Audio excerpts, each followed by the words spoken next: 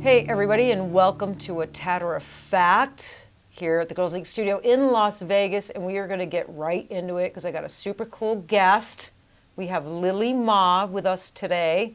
Hey Lili, Hi guys. how are you?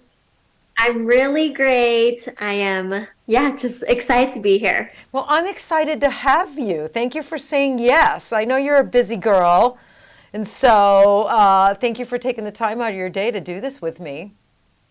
Well, I look up to you. I always have. I've taken all your courses when you did all your color correction. And so talking to you is just mind blowing right now. Just mind blowing. Oh, well, I never even thought you would notice me. are you kidding me? You're making me blush right now, Lili. I gotta fly you into Vegas. I gotta have you around a little more often. You're good for my ego. No, No, that's that was awesome. really sweet of you to say it, and it means a lot to me, and I appreciate that an awful lot. You and I was well aware of who you were long before we met, for mostly because you're talented, right? You're very, very talented. And I peruse Instagram and even Facebook still. Just looking for, I like to follow really talented artists. I admire young artists that are pushing the envelope and doing really cool things. And you're one of those artists. So I definitely knew who you were. I was aware of your work. And then we met recently at the Vegas PMU Mhm. conference, right? Mhm. Yeah, I went right Yeah. up to you and I'm like, Lili. You're like, Funny story is I actually saw you walking in at the Vegas PMU conference first on the first day. And I went up to you, I'm like, Darren, oh my gosh. And then you're like, oh, hi. But I think you're busy because you're busy setting up your booth. oh no, But did I blow you're you like, off? okay, yeah, you're like, okay, bye. I'm busy. You're like carrying all this stuff. I'm like, oh my gosh, I can't believe you're here. Yeah, oh God, I'm so sorry. But I made up for it. I made up You for did. it. You did. Yeah, yeah, we did a little funny thing. You did a little interview with me. Yeah. Remember? You want to know the That was craziest so thing? Yeah, that was super cute. But anyway, I think you're adorable. You're super sweet and very, very talented. So let's talk. I think our awesome. listeners are going to really enjoy today. We're going to talk. You do nano brows. You're really super talented at doing hairstroke brows, which you like to refer to as the nano hairstroke brow, right? Hmm.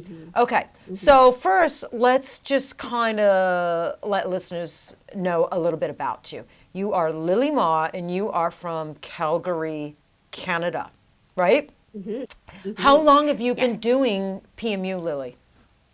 Yes. So my name is Lily. I am Permanent Beauty by Lily, and I've always started out with that name, and that was the name that I came up for myself 8 years ago. So I've been doing permanent makeup for 8 years, and through the 8 years, we have now established a training program where we teach beginners how to do permanent makeup and start out right away with a machine doing nano brows and combination brows and ombre brows, learning all the fundamental techniques. And then we also do services as well here in Calgary, Alberta, Canada. And we offer those services as well. So I offer them as well as three other technicians that also offer the nano brows and other services at our studio. And we also have an online store called The Brow Girls, and we offer all the permanent makeup supplies that we love and use every single day. We truly believe in. And so I love this industry. It's just been so crazy for me. After 8 years, I thought that in the beginning, I thought I would just be an artist. I thought I would just service clients and just be an artist. I didn't know that I would venture into becoming an entrepreneur, starting my own academy and having my own permanent makeup supplies as well. So, this industry is amazing, and I don't know what else I can do, but I'm sure there's so much else more because I look up to you and what have you have done with everything, with your products and your online success. And Taryn, you've been in the industry for I don't even know how long, but way longer than I have. So I truly look up to you. Well, thank you. So, yeah, congratulations on all your success and accomplishments. And I think that's one of the most beautiful and magical things about, is that your doggy? Sorry. Oh my God, sorry. He's just being so bratty. One second. Okay. Oops. I have 3 dogs, so I know exactly what it's like. Oh my gosh. He just wants in or he wants out. Oh my God, sorry. Okay. That's okay. Before he keeps barking. I got 3 of my own, so I know what it's like. But what I was saying is I think that's one of the most beautiful and magical things about the permanent makeup industry is it's limitless what we can do, right? There's no ceiling. First, it's female dominated, right? This is a female industry, like 99.9% of, we're female dominated with some boys, and that's okay. We welcome boys, but I love that it's a female dominated industry, and I love that the sky's the limit. As long as you're not placing restrictions and limits on your own self, then you can accomplish and acquire and do whatever you want in this industry, which is fantastic, right? Mhm.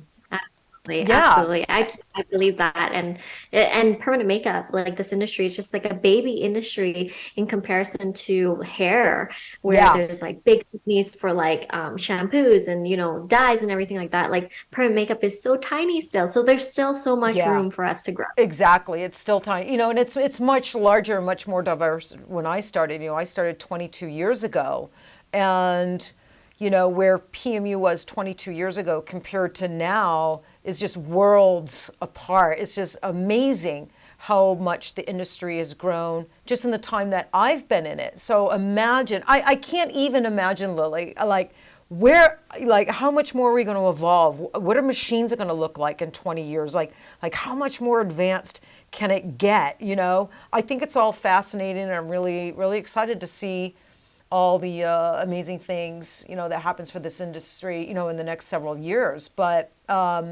so 8 years, how did you come across PMU? Like, how did you find PMU, and why did you think PMU would be like right for you?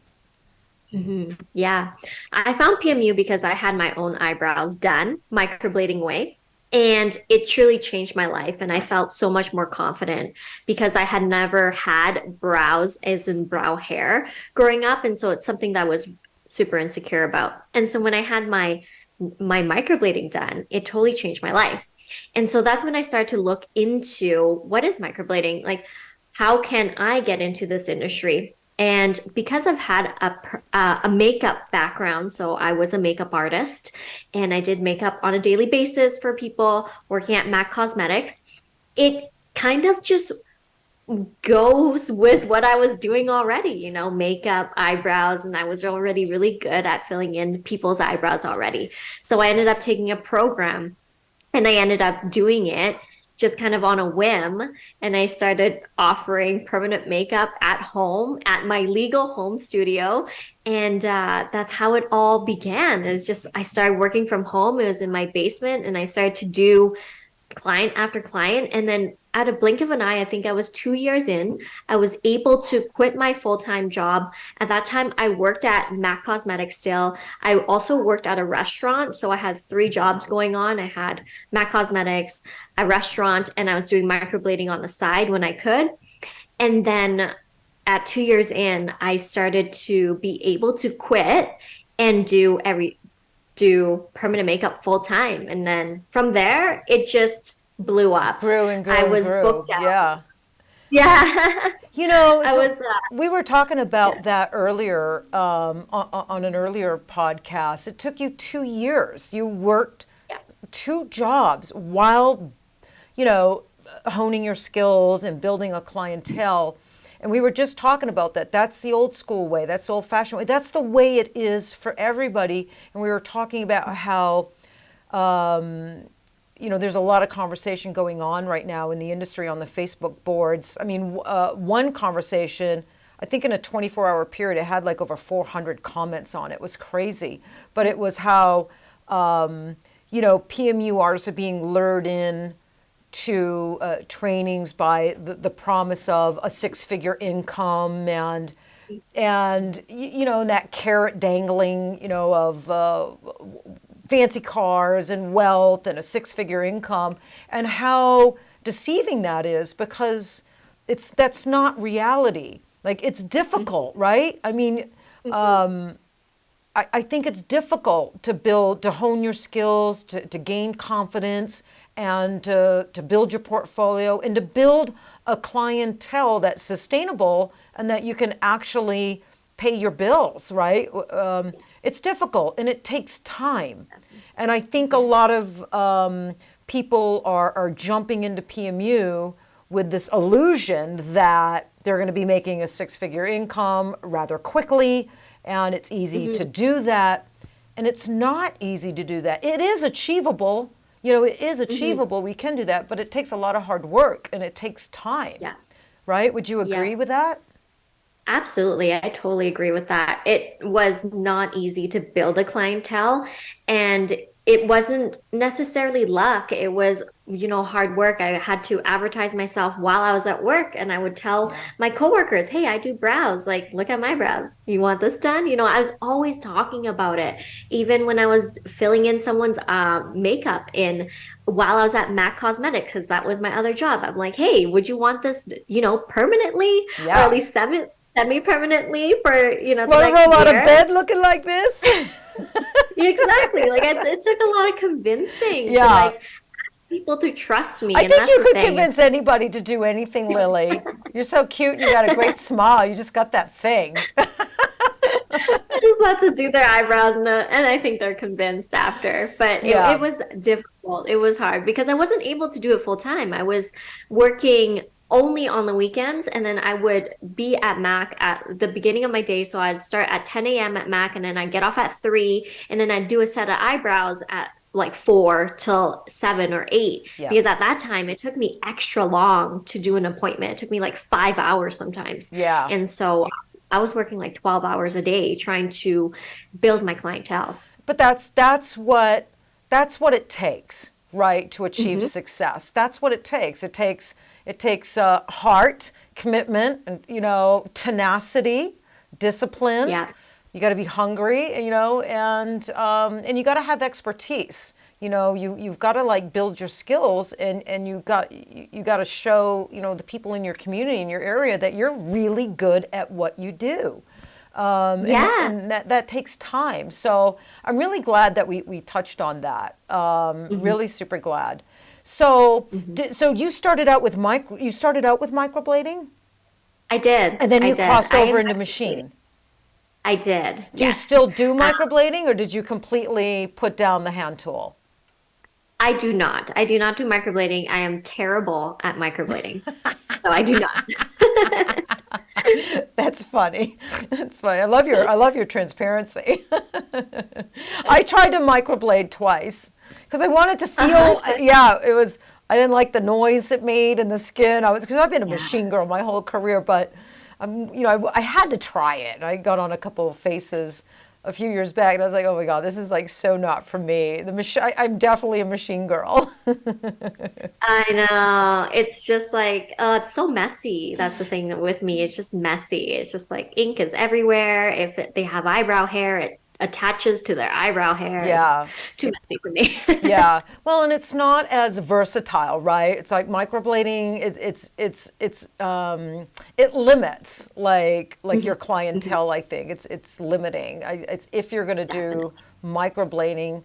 It's probably beneficial to go learn machine as well, so you can offer both microblading and like a powdered brow, shaded brow, ombre brow, if the skin calls for it. Not all skin types are good candidates for microblading or hair strokes, even if using the machine. Yeah. So I mean, I think about half the skin types out there probably are better off with a shaded or powdered brow versus a hair stroke, whether it's microblading or with a machine. you Yeah, know? I think that's true. And then a lot of people do get hung up on wanting hair strokes. And so we still do it, even if they're not the best candidate, because we can also shade it in the next time, right? So Exactly. You they can get to convert see them for over, right? You say, "See, I told themselves. you so." Now, let's get Now you you into, know, now right? you know, let's get you into a powder brow. Yeah. Yeah. So you have a business partner. hmm Yeah. So how long have you been in business with her?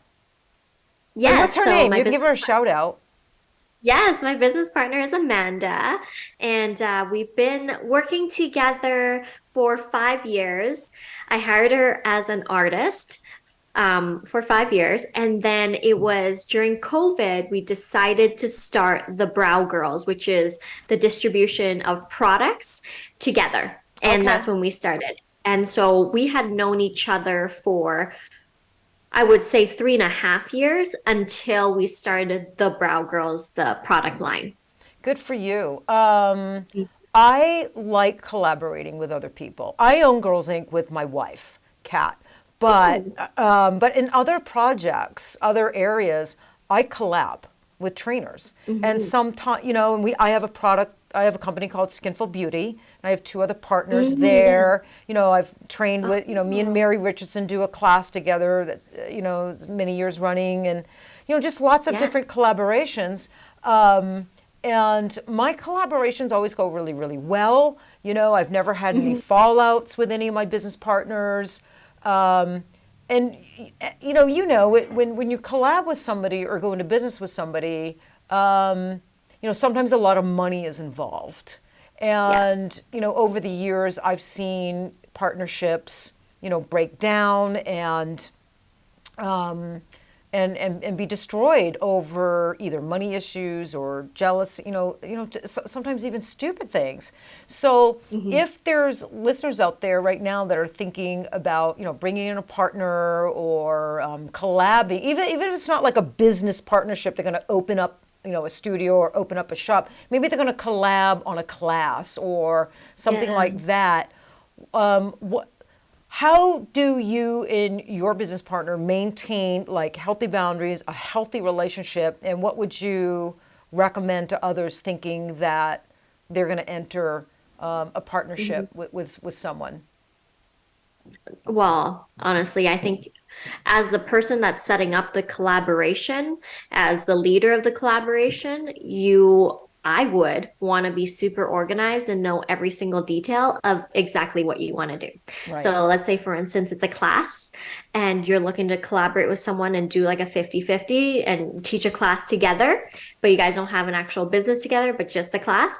I would want to lay out exactly what your duties are in this class and what her duties are in this class and basically just have everything super organized and laid out so that there is no miscommunication when it comes to like you didn't do this, you were supposed to do that, I was expecting you to do this, and so forth, right? So communication is key, and that organization is definitely key. And then for us, like having a contract in where it protects both of us, a contract that is where it's a partnership contract and it's clearly labeled what is the money share in what we're going to share and gain off these profits so that there is no miscommunication again with money. Because a lot of times when it comes to collaborations, I would say money is a big factor in why collaborations don't work. And then the next one is feeling like one person is doing more versus the other. Yeah. And so these two factors, when you have the money all cleared up and you have who is doing what all cleared up, I feel like that makes the best type of collaborations. Yeah, What do you think? no, I agree. I agree with you 100%. I'm a really good communicator, and I like to put Yeah. everything out on the table and talk about every single aspect of a collaboration or, if it's a business, and then a contract for sure. Even if it's your Yeah. bestie, you've got to have a contract, like a legal contract, maybe even get a lawyer and Mhm. have a contract. I think contract saves friendships and relationships. So yeah, and sometimes I think some people get a little uncomfortable because it's their friend, And so Yeah. they don't, they're a little uncomfortable bringing up the fact, look, I want to do, I know we're best friends, but I want to do a contract. That can be a little uncomfortable, but if it's uncomfortable, then maybe you're not ready to go into business with somebody, right? Because you got to be able to separate the personal side of it, the friendship and the love and the BFF. You got to be able to put that to one side and separate, and then you have the business side of it, and you have to keep those two separate. Yeah. And being able to do that is difficult for some people. It gets all, it overlaps and it gets all, concluded, together, and that can get messy. So yeah, I agree with you. Really clear communication, an outline of what each other's responsibilities are, outline the finances, how that's going to work, and a contract, and always maintain really good communication. Even if if a partner, like if I get pissed off, if I'm upset about something, I want to communicate about it right away, not letting things fester. Like always keeping communication open and keeping communication going throughout the relationship. Absolutely. Yeah, right? I agree. And I would say that, with Amanda and I, Amanda's such a great business partner, and our personalities just mesh so well because we are both very logical. And so when it comes to emotions, the emotions is a little bit off to the side, but Yeah. we're more logical type of business people and thinkers. So Yeah. so it's in a sense, it's easy for us to have these hard conversations because we don't have a lot of emotion attached to it. We just need to get to the point of the problem. What is the problem? And now we need to solve it. Yeah. And that's it, right? So I think like the right person does make a huge difference in that collaboration as well. 100%. Your personalities have to be compatible, and what you want and your goals and where you want to take, they have to be in alignment. And I agree with you. I don't do well with hypersensitive and emotional people. Like I don't do well with people that are reactive, right? I'm not reactive. I can sit down and have a conversation about the toughest of things with my partners, with my team, with my artists, without being reactive, So yeah, people that are super reactive,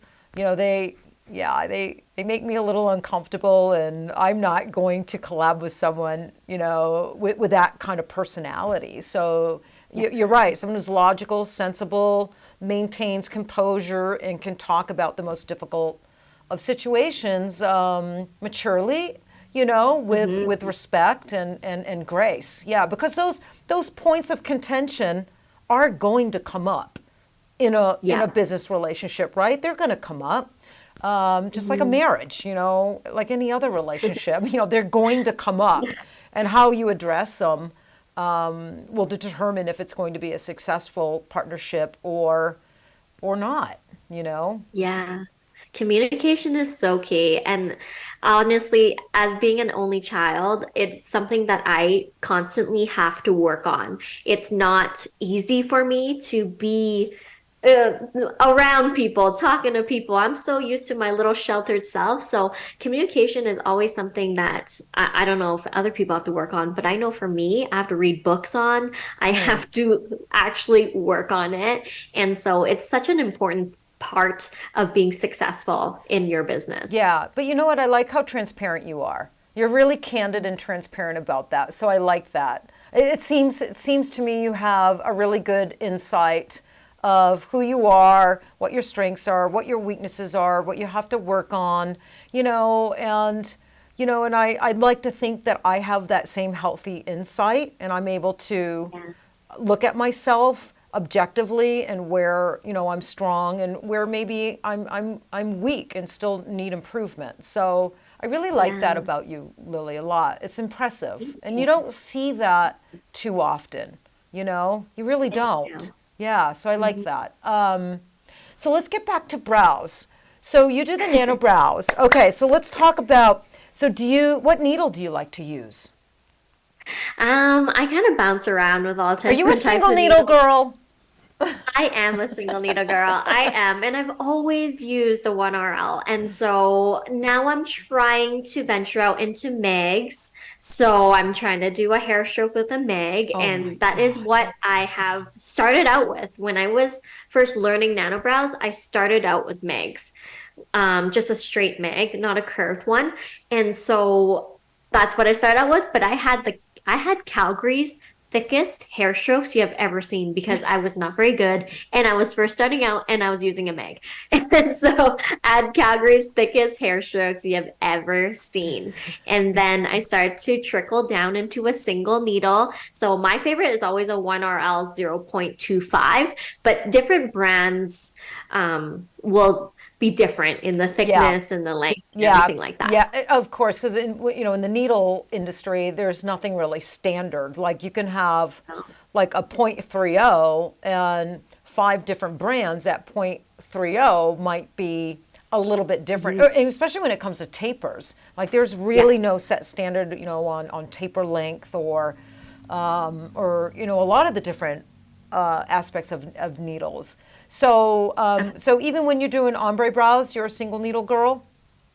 I use a 3RS or like a 5RS sometimes if Yeah. the skin is a little bit more complicated, Okay. a little bit more textured, a little bit more sensitive, then I'll pull out my bigger shaders in order to compact that color. And then I'll go in with my last layer on like some finishing details with a Right. 1RL again.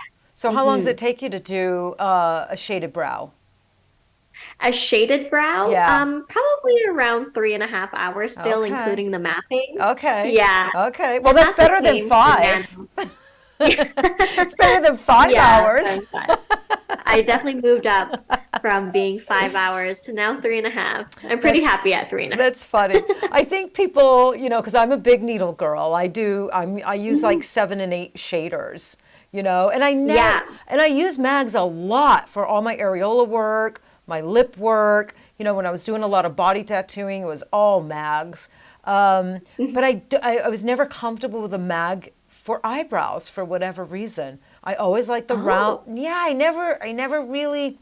I don't know. I didn't feel very fluid with it when it came to eyebrow yeah. work. I always really liked the round, larger shader configurations for brows. I started Mhm. on 3 liners, and then I moved up to Mm, 5 round liners, and then maybe about my 6th year into PMU, I moved over. I got the nerve because I was scared to do it at first, but I got the nerve to move over into shaders, and I started with a 5 shader. Yeah, now like predominantly mostly 8 shaders. 7 and 8 shaders is what yeah. I use. Yeah, So how long does it take you with an 8 shader to an do a hour and a brow? half. An hour and a half. Wow. Yeah, and that includes numbing time, Yeah. drawing, mapping, doing it's about 30 minutes of tattooing. Yeah, so about an hour and Holy a half. moly. Yeah, but that That is shader, quick. it is Yeah. quick, and it's quick because I'm not rushing or anything, but it's quick Yeah. because of the mere fact it picks up and implants so much more Yeah. pigment than the Yes. smaller needles that it gets me done quickly, which is the upside to a bigger needle, Mhm. right? Implants, a lot of pigment, it gets the procedure done quickly. It's a Mhm. fantastic choice for oily, bleeding, resistant skin. The more Yeah. pigment you can get in on skin like that, the better off you are. But there's downsides to big needles too. You can't really get pixels with the big needles, and a lot of people Oh. like pixels. And you can oversaturate if you're not Mm. careful. So, like on older skin or really dry skin that takes pigment really good or maybe even a little too good, you have to be super careful if you're using a 7 or 8 shader because you could get a too solid of a heel. You could get Oh. too much. Yeah. So, you How do know, you change your technique then I based on? I dilute my pigment on skin like that. Oh, right, Yeah, right. I will just dilute. So I don't jump down to a smaller needle. I will Mm. just stop and I'll dilute my pigment about 50-50. And Oh, yeah, because on that skin type, if I go in with full strength pigment with an 8 shader on skin that takes really, really good, I could end up implanting too much pigment. So Yeah. yeah, so you have to Yeah. be careful. There's the upside and downside to every single needle, every single Hmm. technique, everything, Yeah. right? And it's just like, what do you want to deal with or not deal with? So and every now Hmm. and then, Lily, I love three shaders. I'll get a three shader out and I'll whip out like the bulb of a brow. Yeah. Because you can get some pretty good pixels with a three shader, you know. Yeah. Yeah, you Yeah, can. so yeah, I definitely get that out every now and then, but I'm not a single needle girl.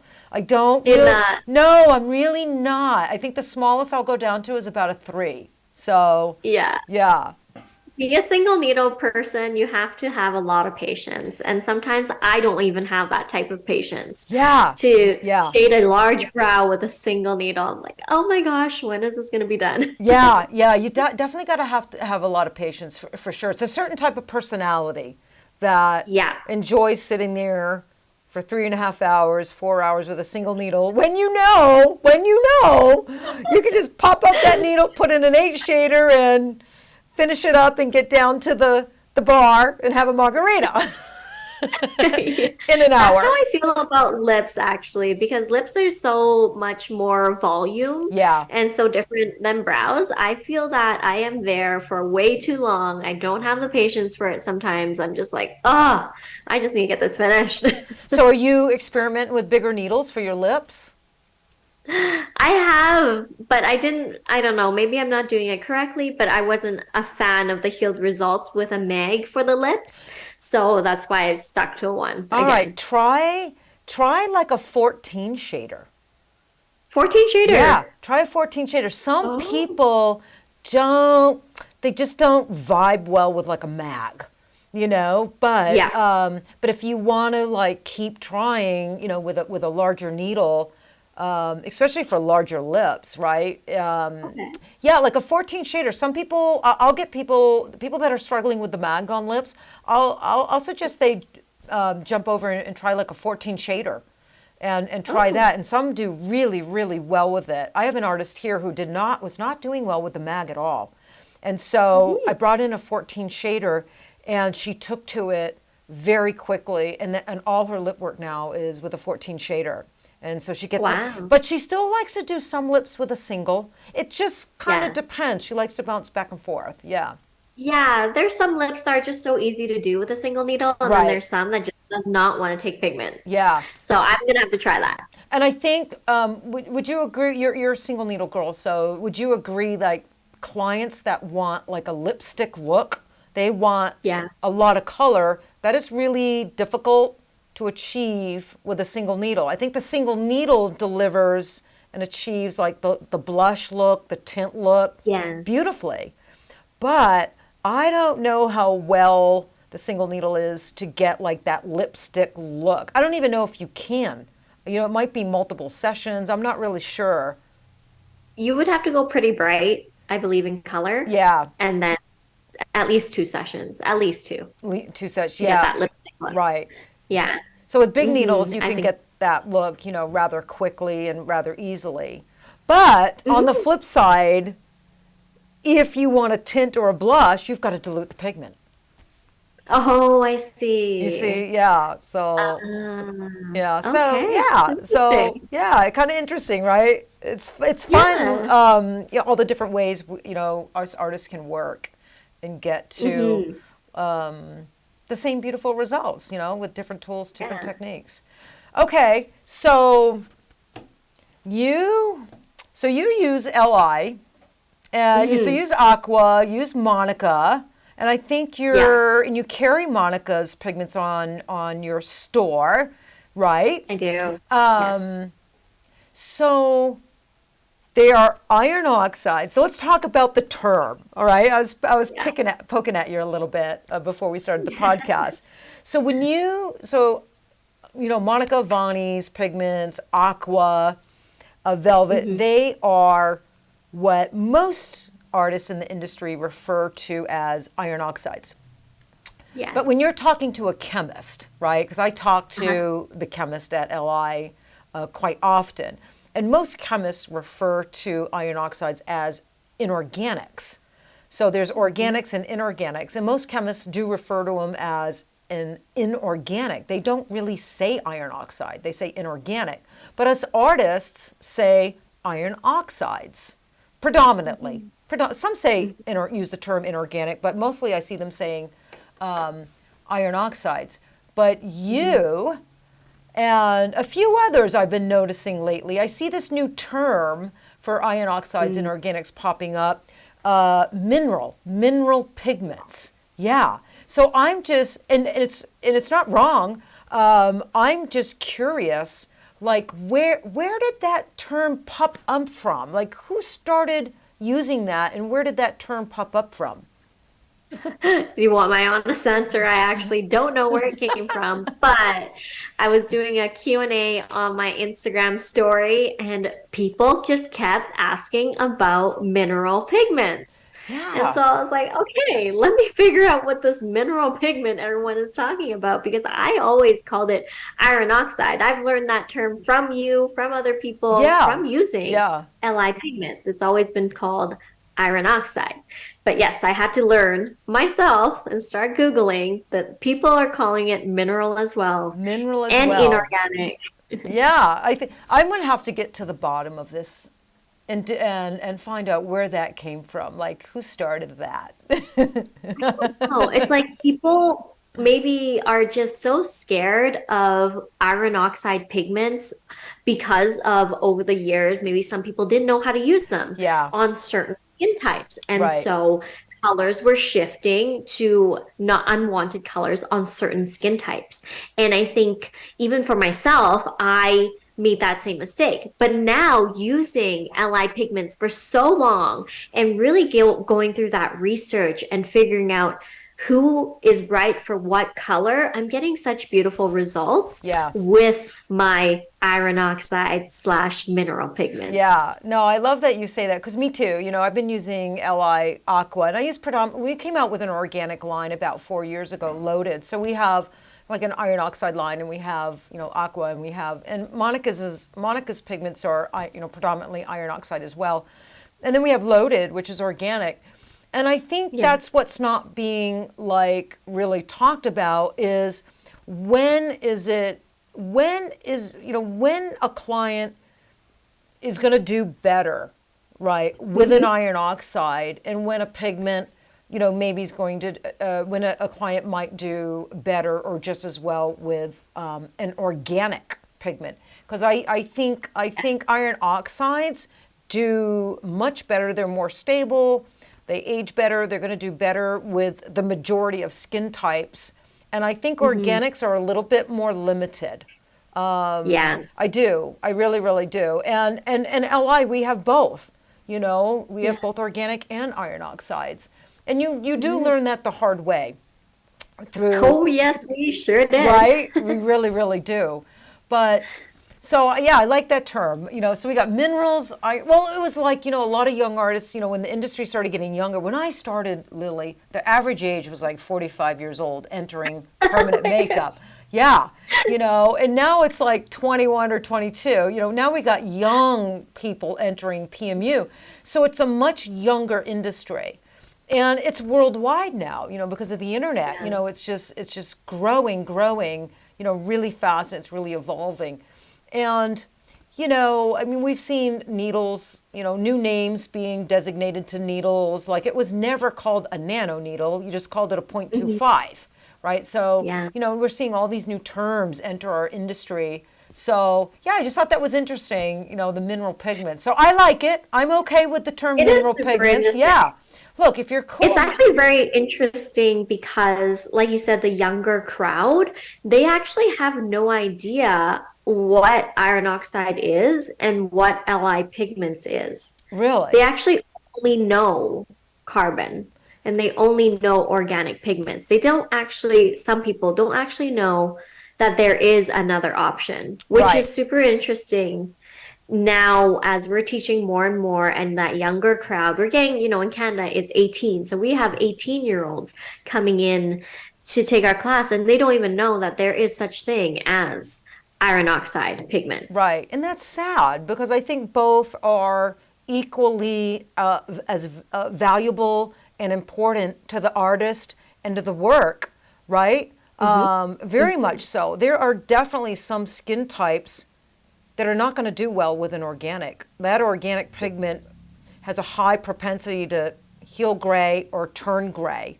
Like on the In your ruddy, opinion, what skin type? like ruddy, like Hmm. skin that has a high propensity of pulling gray, like the Yeah. ruddy skin types, Hmm.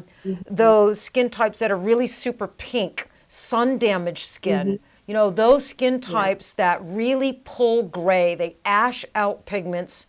I would never use an organic on those skin types. And I make an organic, we make an organic.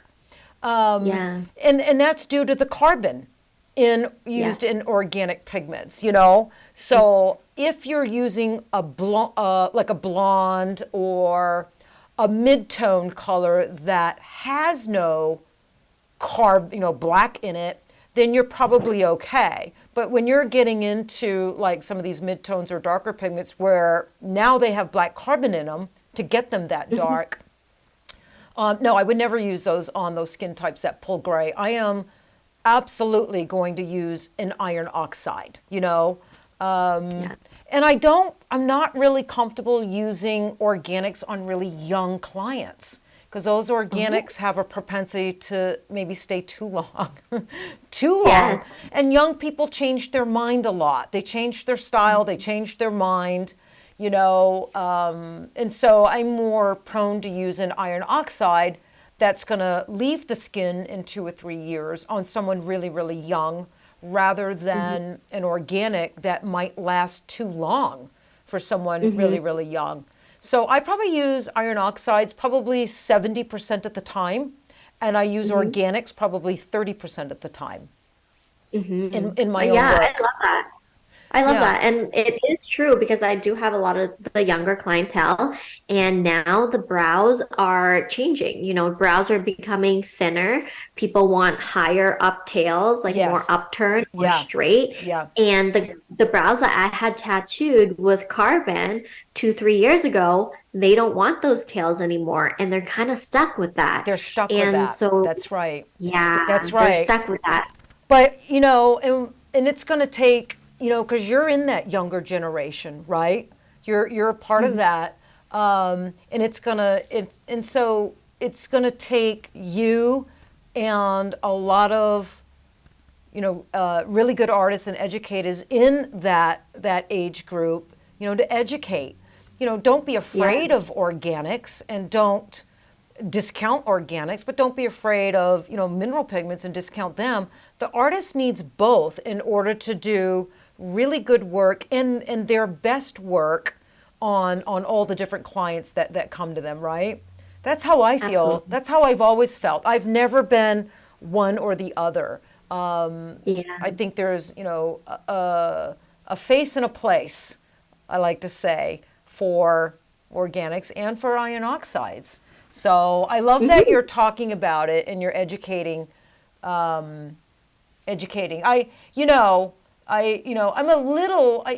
do get asked to collab. I'm not like a part of like the young generation, but they know who I am and I communicate with them and I have fun with them online and sometimes I get asked to do lives and so I feel that I'm relative to the young artists, right? I don't think they see me as she's an old veteran and she's like bitter and she's like too set in her ways. I don't think they No, see me like that, which is no. cool, you know? Yeah. And to stay young, hip, and fresh, I mean, you got to know all these new terms, Lily, All these new terms every day. Hey, I'm Yeah, still getting caught off yeah, guard with these new terms all the time. yeah. So I want to be young, hip, and fresh for a long time. So I have to stay up But on all these new terms and I got to hang out with you and young artists, right? For sure. Lily, you can hang out with us anytime.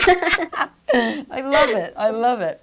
So so you think it's important for beginners starting out Mhm. learning PMU Yeah. to work with mineral pigments? Can you explain why you feel that way? Mhm. Absolutely. And in our classes, we predominantly are teaching our beginner students. That's what we are aiming to teach is beginners. And so what I have learned through that process is that As a beginner, you are not usually very secure with yourself about eyebrow mapping right off the bat. That's just not something that is going to come to you right away. And so, working with carbon is very dangerous for someone who is not secure with eyebrow shaping. They're not very confident with eyebrow mapping, and they can't get both of the brows even right away. And for me, that didn't happen for me starting out with PMU. I didn't get perfectly symmetrical brows until 2, 3 years in. So that says a lot, right? And then when you're using carbon pigments as a beginner, depth, you can really see inconsistent depth right away. If we just accidentally go too deep with the needle, you can see a dot of Right. where the needle entered into the skin and then the pigment pulled right into that spot. So you can see inconsistencies with your healed results. You get dottiness, unevenness, patchiness. And if the mapping was not correct, maybe they're too thick, we really can't do anything about it after the 2 months after they Right. heal. It is kind of set in stone. So even as a trainer, when just even thinking about it, thinking about how my beginners are going to bring these photos back to me, as in they need my help, they need my support, they did something that they didn't know this was going to happen and stuff, and just seeing all that, I'm just like, oh my goodness, why? Just start out with iron oxide, start out with the Li pigments, and you bypass all these mistakes right away. And Right. one of it is that if we're inconsistent in depth, it doesn't show as much with Li pigments. Right. You're not going to see the patchiness and unevenness as much. You will Right. see it sometimes, but Right. not as much. The second thing is it fades. So there was so many times when I first started doing permanent makeup where I got so hung up on one hair stroke that was slightly outside the shape that just kind of pulled the shape in a different way. And then I just stared at it and I was like, what am I going to do? Like, I can't get this out right away. But then I like lose sleep over it. I'm just like the client didn't really notice, but I noticed, Right. right? That's how it is sometimes. And so they come back after a month or so, and guess what? With iron oxide inks, it's gone. That piece that I thought I made a mistake on, but I didn't do a second pass over that hair stroke because I knew I didn't like it. And it disappeared. And I just did a second pass over all the ones I did like. So that's the thing about working with iron oxide is that if you know how to work with it, if you do 2 passes over every single hair stroke on the ones you do like, and if you made a mistake on the one and you just don't really like the angle of Right. it or it's slightly outside the shape, just don't do a second pass. And most likely it's going to disappear. It's just way easier to work with when it comes to making mistakes, which is the number one thing that our students are scared of is making a mistake. Right. And when you make a mistake with iron oxide, it is way less of a mistake than it is with carbon. Yeah, iron oxides are more forgiving. More forgiving. Mm-hmm. And I think that's one, like, what is a little maybe more beneficial for the iron oxide is they're great for the beginner. Like, I Yeah. agree with you. I think beginners should start out with an iron oxide, but also the very advanced artist, Aqua and Monica Vani's, Jen Boyd's, all those, made by Li, Mm-hmm. also are high performance mineral pigments that many super talented and advanced artists are using. So, yeah, iron oxides, all levels, no matter if you're a beginner, intermediate, or advanced and super Mm-hmm. skilled, a really good iron oxide line is going to work really well with you no matter where you are in your skill level. Where an organic, yeah, more you got to get through that beginner period, and I agree with you 100%, especially on depth, depth and placement. We've seen some Oh, yeah. blurred hair strokes, because they're using organics and they're going too deep, and it's supposed to be Mm-hmm. hair strokes, but they come in for removal, and I'm like, and they're explaining this was supposed to be a hair stroke eyebrow, but it's Yeah. solid, and you can tell it was organic. I can tell you can tell it was organic, that it actually the strokes migrated and blurred, either Yeah. either because they went too deep or they Mm-hmm. put strokes on, someone with large pores, really oily and textured, and that type of skin alone will blur a stroke, right? It's like almost impossible to get a super fine, crisp stroke on that oily, textured skin. Yeah. So, or both. So yeah, no. So thank you for pointing that out.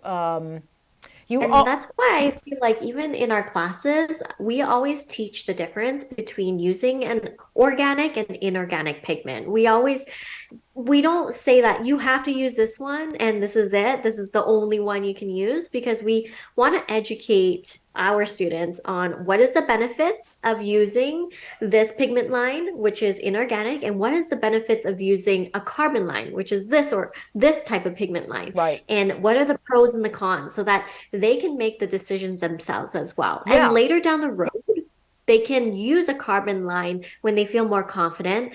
And carbon line is really great for cover-ups. If you're doing a cover-up, sometimes inorganic is just not enough to cover up what was underneath. right. So sometimes a carbon line is really needed. Yeah, and I sometimes I'll pull out an organic when, like, I have skin that's just really resistant. It's just not taking well. It's oily and it's just not it's not accepting pigment well.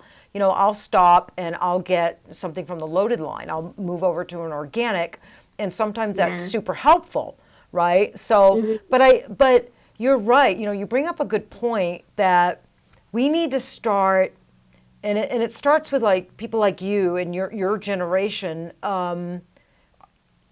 educating the young artists and getting them to be thinkers. Like, Yeah. I feel there are too many people in this industry don't want to think. It's like if you're going to learn how to fix cars, be a mechanic, you have to go to school and and learn all these aspects of the engine and why this and why that. Same with PMU. That's what I want to see for this young generation of artists and for the PMU industry as a whole, to be thinkers and to really understand organics and iron oxides or minerals, and on what skin type is it going to be most ideal to use one or the other. Do you know what I mean? And same like with needles and machines and just all the different aspects of PMU, because too many people are not thinking and they're not learning. They're just using either what their trainer told them to use. So I like that you're teaching them both, causing them to have to learn both and to start thinking right from the get-go. Or they're using what's out there in marketing, right? Because some of the brands have big marketing budgets and they're more visible, and some don't, and so so I like that. Yeah. And I think, yeah, it's kind of unfortunate because there's a lot of people that do really great work, but then don't educate their students in what is like the difference between the two different types of ink, and like Right. how are you supposed to work with this versus this? Because when I'm working with organic, I'm saturating less, right? I don't want full saturation when I'm working with organic carbon type of pigment. Right. So I need to teach my students that. And then if I was to work with inorganic, I have to saturate more Right. in order for the healed result to still be there. So just getting our students and our, the younger audience or whoever's learning, who's a beginner, to really understand like what you see on Instagram is not really what is real life, Yeah, yeah. We talked about that earlier on a podcast. It's like La La Land. Everything's filtered. Everything is so filtered and photoshopped, and it's just it's not real life, like what really goes on in a procedure room for artists on a daily basis, right? So I agree. yeah. So Yeah. so you also think it's important for brows to fade, what, about 50%? That was one of the things like I think you wanted to talk about, why it's important for brows Yeah. to be 50% faded. Yes, that's correct. Well, with hair strokes especially, the base has to be light in order for us to use the same color again for that annual touch-up. That's just kind of how it is. So I had used Li pigments in the beginning of my career, and then I started to use carbon pigments the last 3 years. And what I was starting to notice was that I was using carbon pigments the same way that I was using or iron oxide pigments. So what I was doing was I was oversaturating with my carbon because I was not taught properly how carbon pigments were going to heal. Mm-hmm. I didn't know I had to undersaturate for carbon pigments for it to heal the same way as my iron oxides. I didn't know that. There was no formal education that Right. I knew of that talked about exactly how to use carbon pigments. Everyone had to figure it out on their own. So, what was generally happening was that I was saturating my hair strokes the exact same way that I was doing with my iron oxides. And what ended up happening was 2 years later, they'd come back and their hair strokes are fully saturated still, as in they're fully there. They didn't fade. The only thing that happened was they turned gray. Right. And at that point, like the shape is still there, the hair strokes are still there. It's just gray. Now what do we do, right? Now Now they're you, fully saturated. yeah, so now you have to color correct your own work, right? Exactly. Now Yeah, I'm fixing all the right. damn time. And that was just so difficult as a artist because now we have to figure out new ways in what are we going to do to fix and make this client happy again because gray brows is not ideal. And what I was starting to notice with some of my clients was that blondes, especially for blonde clients, it didn't matter their skin type. If they had blonde hair, their eyebrows were fading darker rather than lighter. And that was a huge problem for us with our pigments that we had been using that were carbon. And so now we learn through experience that if someone's blonde, I am not going to be pulling out my carbon pigment because as it fades more gray. And gray looks darker, especially for blonde clients. Yeah, And so now we are pulling out our iron oxide pigments, especially when it comes to blondes, because yeah, it's just fading darker. And so, like you said, what your question was, do you wait till they're faded? The answer is yes, because with iron oxide pigments, they fade within that 1 to 2 year range. They fade at least yeah, 50%. And so the color is 50% lighter. And so when they come back at that 1 year, I can actually take the exact same color that we had done before and tattoo it right over top. And it's going to make a difference because the base is lighter. right. But when the base is not light enough and the base is the same color as the target color, what ends up happening is that when I tattoo the two on top of each other, is that it just expands. It doesn't make the hair stroke more crisp. It doesn't make it darker. It just expands in size and then So, eventually they just turn to a powder brow. yeah, I was gonna say the stroke starts to get a little bit wider and more blurry, correct? Yeah, Exactly. If the base is not light enough. right, right. Yeah, that's really Mm-hmm. interesting. And you had to go through all these struggles all on your own through Oh, you experience. struggle. Through Yeah, experience, yes. And that's why we do teach with, inorganic, I mean, sorry, iron oxide pigments. We teach with them because even as an experienced artist now, I still use the Monica Ivani pigments. I love them.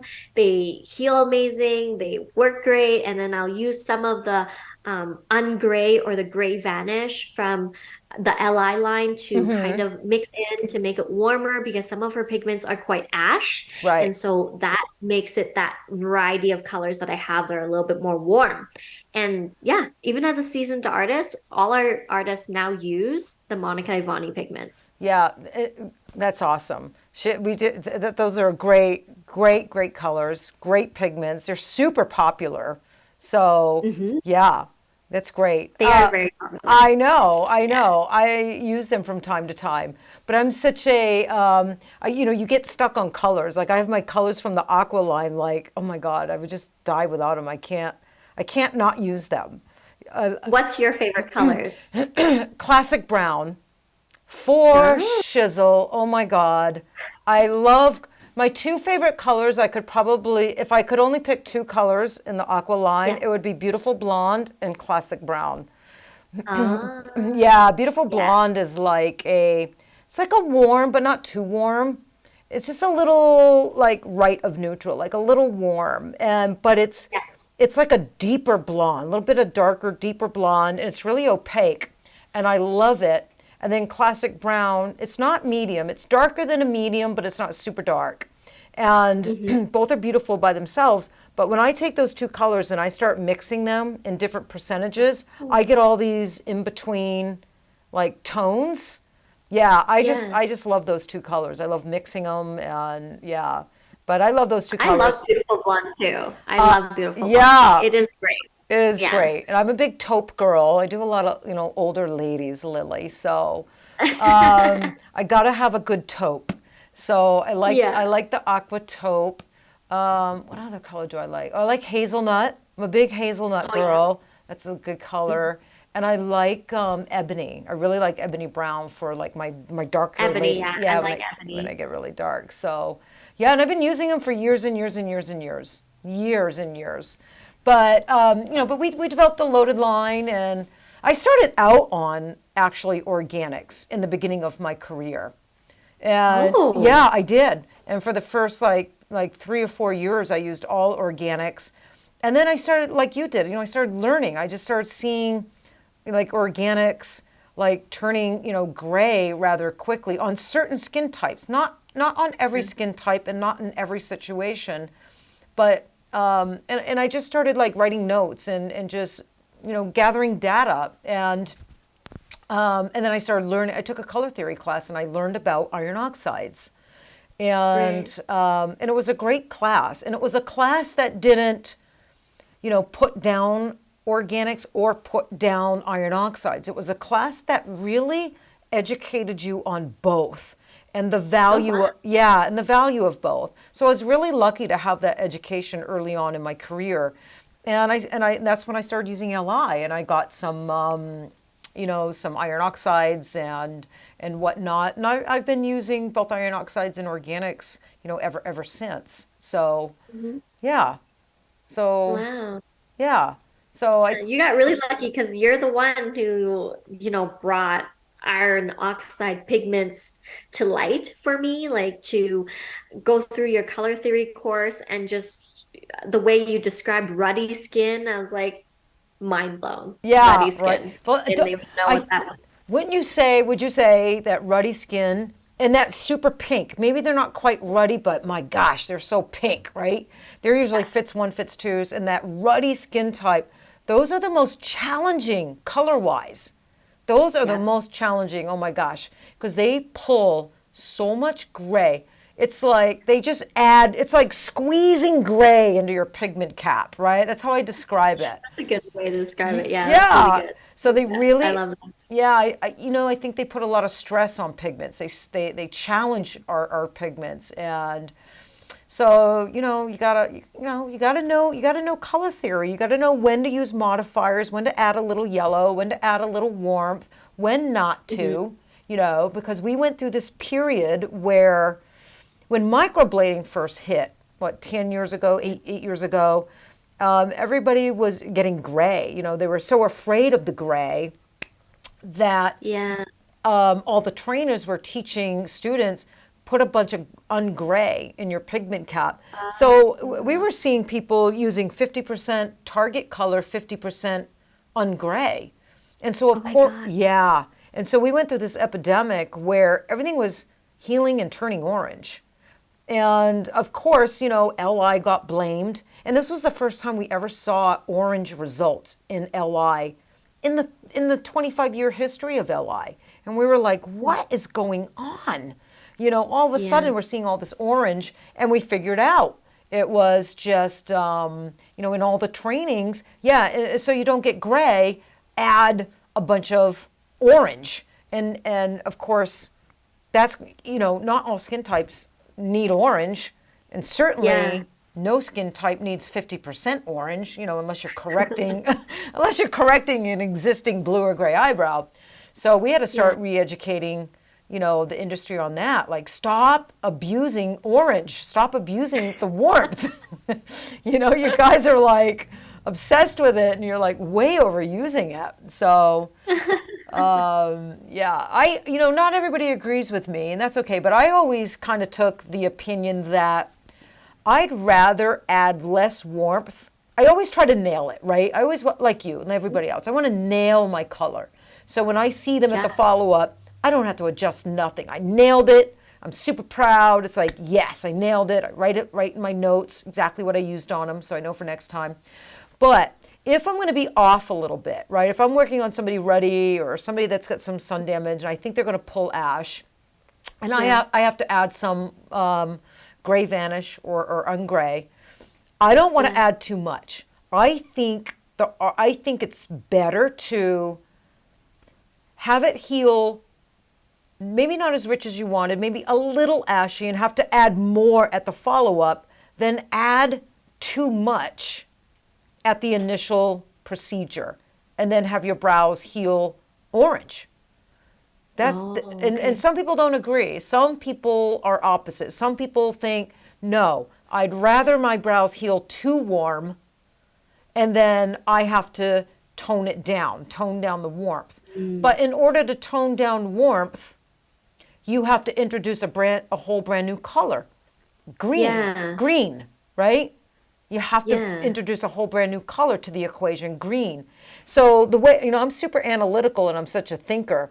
So I don't think we're better off having to introduce another whole color to the equation. So I am of the opinion I'd rather I didn't add enough warmth, and at the follow-up, no, they're not gray, but maybe a little ashy. I want them a little, I wish they healed a little richer.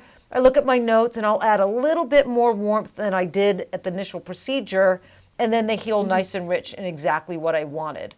That's how I like to work. But, like I said, some people like to work the opposite. And I don't think any ways, one way is, right or wrong. It's just which way works best for you. Yeah. And how much would you add for your first time trying it out? A drop, 2 drops? Well, rule of thumb is you never add more than 5% of your total mixture, right? So you never want your total color, your total color. You never want your warm modifier to be more than 5% of that total color.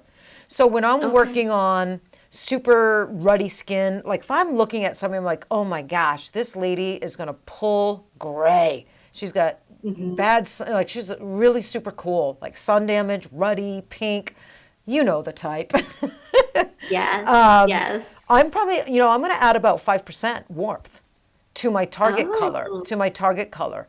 I have so many cases where, I'll look at them, I'm like, yeah, I think they're going to ash out my pigment a little bit, but they're not super cool. Maybe they're a level 1, not a level 3 when it comes to coolness.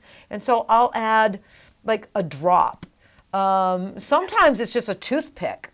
I'll stick a toothpick in like some warm modifier and then mix that into my cap because I just want the tiniest bit of warmth added. So I use the warmth more sparingly because I don't want my brows healing orange or healing too warm. Yeah. Do you think that iron oxide heals warmer? Not necessarily, right? And I think that's the big myth. I think there's lots of different iron oxide lines out there, right? And red ore is an iron oxide. Red ore is used in iron oxides. So when people say, iron oxides turn red, that might be true for some lines. It depends on how much red ore they're putting into their formulations. It depends on the type of red oxide, red ore. There's a super high quality, and then there's super low quality colorants, right? So no, I have never, ever had LI age red. I just never Mm-hmm. have. Have I had clients, you know, in when I see them in 3 or 4 years that the brow is faded and it's a little warm? Yeah. I've also had brows faded and where it's a little ashy. Yeah. You know, I've seen both with LI, but what I have never seen is any extremes. I've never seen Okay. extreme gray with my own Uh-huh. work. I've never Yeah. seen extreme warmth with my own work.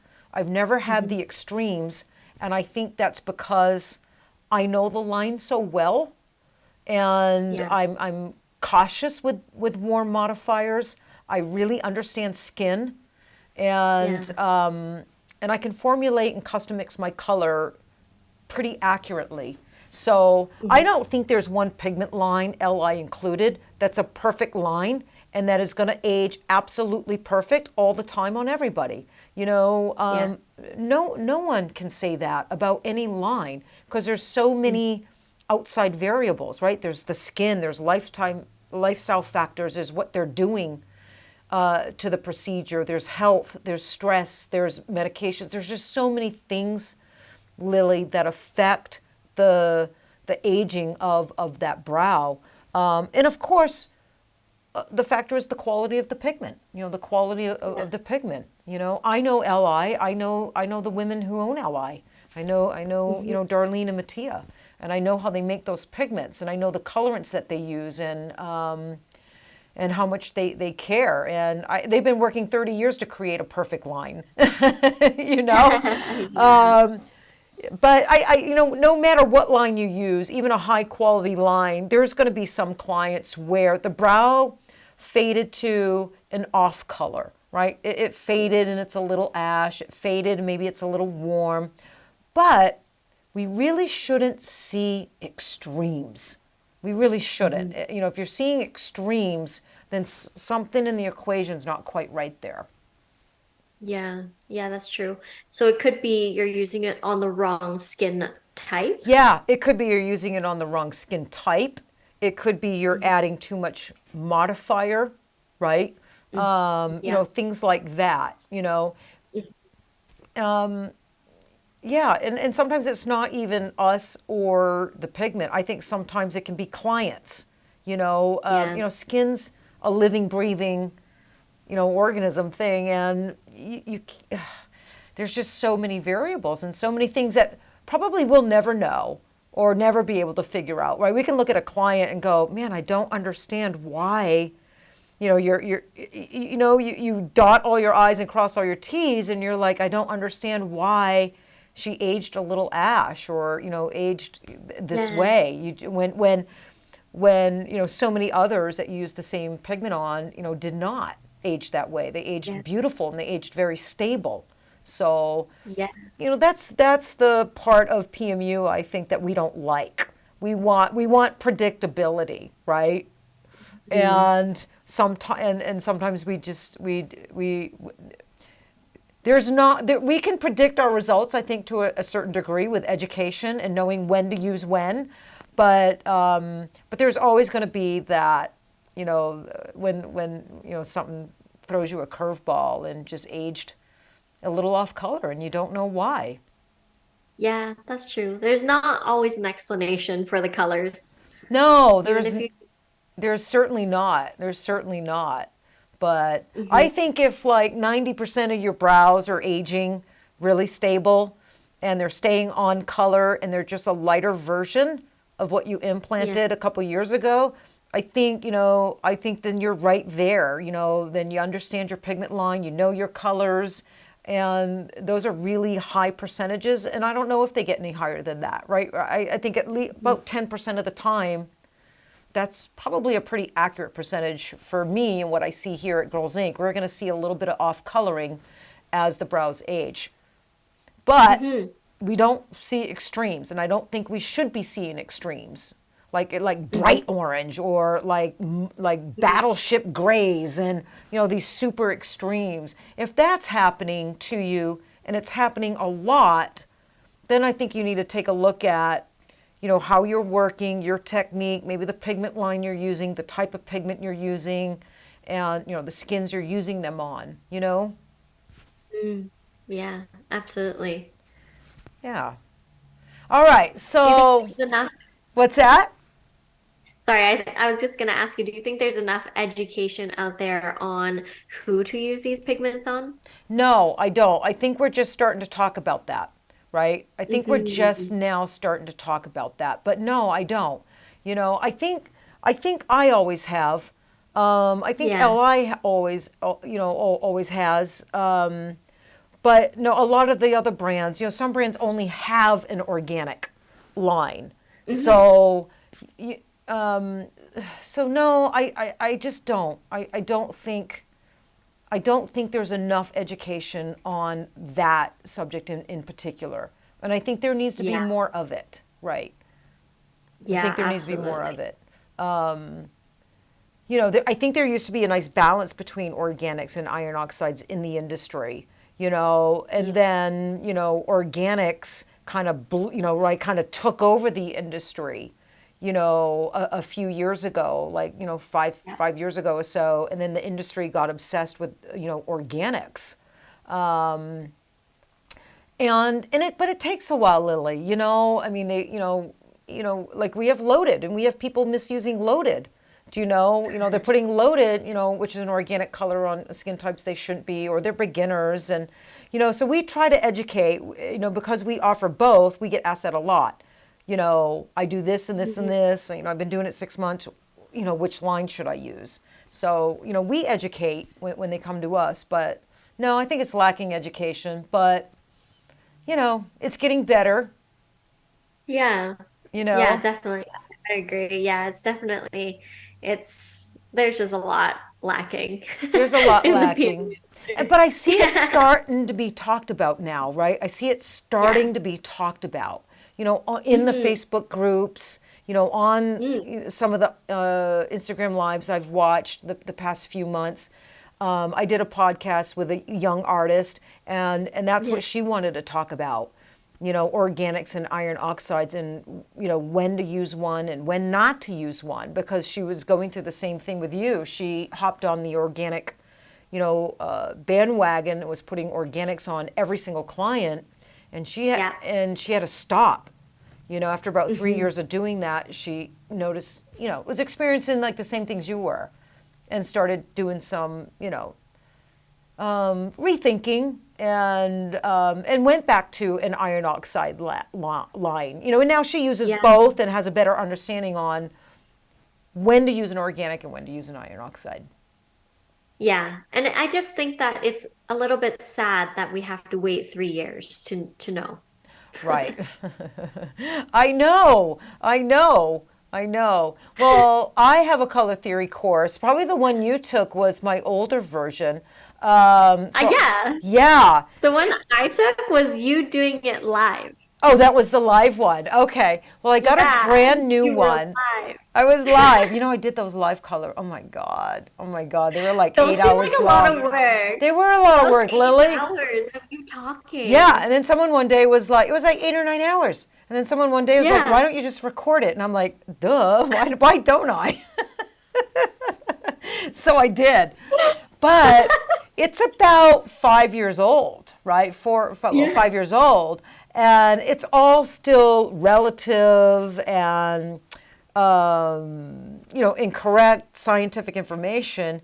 But the last, 6 months I've been working on refreshing it. So I've got, I wouldn't say a brand new course, but a new, improved, really refreshed course coming, and probably it'll be ready in 6 weeks. It's almost ready. Ooh, I'm And so yes, excited. and I do on a whole chapter talk about iron oxides versus organics, and the benefits of one, the downside, the benefits of each one, the downsides of each one, Yeah. when it's going to be best to use one or the other, really honest, really transparent, really scientific, based on science, based on results, Mhm. and based on talking to lots of artists that have experienced the same thing you have with iron oxides and Yeah. organics. Yeah. So I think, so Yeah. hopefully that will be really helpful and get more people talking, about it and educating about it. Yeah, that'd be amazing. I would love to refer my students to that program. I Well, feel I'm like it gonna, would yeah, when oh it's ready, education. I'm gonna upload you. I'll have Olivia hook you up and we'll get you on the course and you can take it. And Mhm. yeah, so I think that will be Yeah, super I love helpful. that. I love that. That's so amazing. And now your courses are always full of science, information, everything. You got everything. You got the background, you got the science to go with it. So I know it's gonna be a great one. Well, thank you. I appreciate that. So hey, has it been about an hour? Oh, Oh wow. yeah, yeah, Yeah, yeah. it has. I know. So, yeah. So, hey, I want to thank you. This was a great conversation. It was a great conversation about hair strokes, right? Yeah. Hmm. Pigments and all kinds of business partners. I think our listeners are going to really, really like this podcast and get a lot of really great educational nuggets out of it, for sure. Mhm. For sure. Absolutely. Yeah. Yeah, I love it. Thank you so much for inviting me. I'm so like overwhelmed with everything that you gave me, all the information too. I feel like I learned so much through this podcast as well. Well, that just shows you, just conversation, right? Just back and forth, Mhm. even if you do things differently, even if maybe you don't Yeah. agree on some things, right? Mhm. You know, just, you know, graceful, respectful, mature conversation back and forth Yeah. is it's really healthy for the artist and it's really healthy for the industry.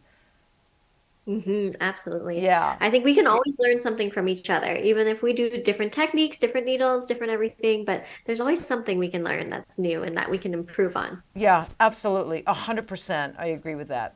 I agree with that. Mhm. So thanks for hanging out with me today. I really appreciate it.